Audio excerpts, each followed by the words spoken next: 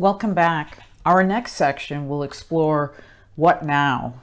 I'll begin by sharing what worked for me and how I was able to turn my thoughts and actions away from my grief and toward a vision of what my new life might look like. Keep in mind, this is my experience and timeline, and yours will be different. What I would like to convey are my core realizations that were pivotal in moving forward after tragedy.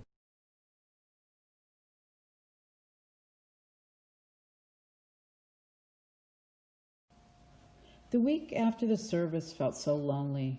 I still had family around, but the finality of the bugles blowing at the end of the memorial just gave me chills, and all I had to bring home were my husband's ashes and a flag. Thanksgiving was 1 week away, and some of the family didn't want to have it, but I said it's something we need to do regardless of how sad we feel. I had visions of Phil sitting in a chair watching football and sipping a glass of wine. Became angry at the thought of the person who took his life eating turkey with his family. I was finding it hard to navigate through the holiday. In early December, we had weather that was decent enough to get out to golf. I went with 3 of my girlfriends. It was the first time I was able to really smile. Playing golf is a passion, and to be outside in the fresh air with my friends was a unique moment I will always remember. It was a very small piece of my new life emerging. I didn't want to be home for Christmas, so I decided to get away.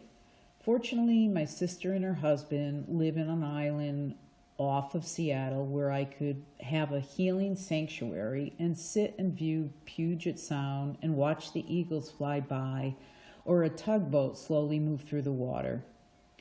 It was the best place I could have gone. I mainly tried to turn inward and take care of myself, feel my grief, but not be overwhelmed. I read the book Option B by Sheryl Sandberg, and I knew I would build on the resilience that I already had in my life before the accident. Losing both my parents when I was just 30 and growing up with a bipolar mother, I knew I had already been through a lot. My perseverance and strength would get me back on track at the worst time of my life. After spending Christmas in Seattle, I flew back to my empty home. I didn't want to come back, but soon I would have to go back to work. The new year was spent with another sister and some friends. I was distant, but tried to be my best, to be present as everyone was also in pain. It was January 2018 when I logged back into my job. I had no idea where my brain was and how I was going to do my work as a software coach. My colleagues helped me along, some with ease and others with avoidance. That was yet another thing I had to deal with, people being so uncomfortable that they couldn't even speak to me. But then there were the colleagues and friends that had given me their vacation time so I could take close to 2 months off. I was incredibly grateful and helped me push forward. Sometimes my brain would just stop working. I would be reading an email and drift away, unable to focus. I found that doing work that was task-oriented helped me to trudge through the work days. I had not spent a night alone in my house since the accident. One evening when a friend was coming over, a snowstorm came into the state and she had to cancel. I was forced to be on my own. I was on the couch with my dog and felt paralyzed. My chest was heavy as if there was an anvil on it. The snow started to really bluster and drift. I remembered a time when our heat had gone off because a drift covered the vent. I made myself go out and clear it off. It felt scary, but it was a moment of triumph as I figured it out on my own.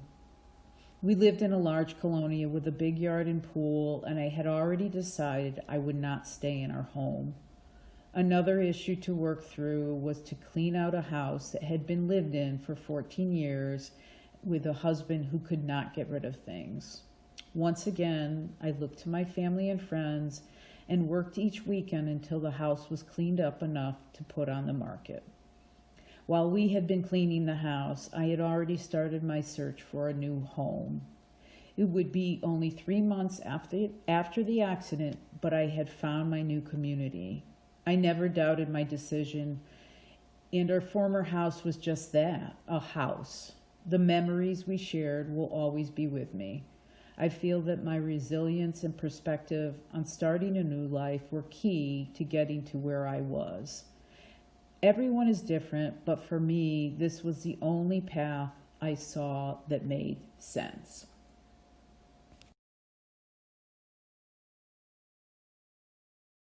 When I look back at this period of time after the accident, I know I was a woman on a mission to move forward. At the same time, I was feeling many of the emotions of grief. There was paralysis or hyperactivity, depending on the day, loneliness and isolation, and often guilt that my husband was alone that night. Of course, there was nothing I could have done to prevent the tragedy, but this is a common response to trauma and grief. Maybe my brain was trying to make sense of the chaos that had happened.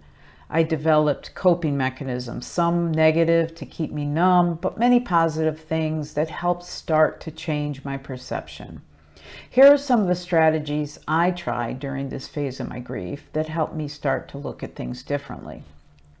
Communicate. Talk to people who have had similar losses. This can be through grief support groups, which can be found online, via meetups, or just by searching in your area for groups that offer these types of things. If you have a counselor, ask them for resources also. Journal. Begin to journal how you are feeling. When I look back at the writing, I have perspective on what I was going through and how far I had come. Gratitude. Write down one thing you're grateful for each day. I know it's difficult to think of things that you're grateful for when you're going through grief, but thinking of these things help me each day. My family and friends, sunrises, sunsets, my health, my artwork, and my golf. Keep moving. It can be anything you enjoy, but just keep moving. The exercise will release those endorphins and actually help repair your nervous system.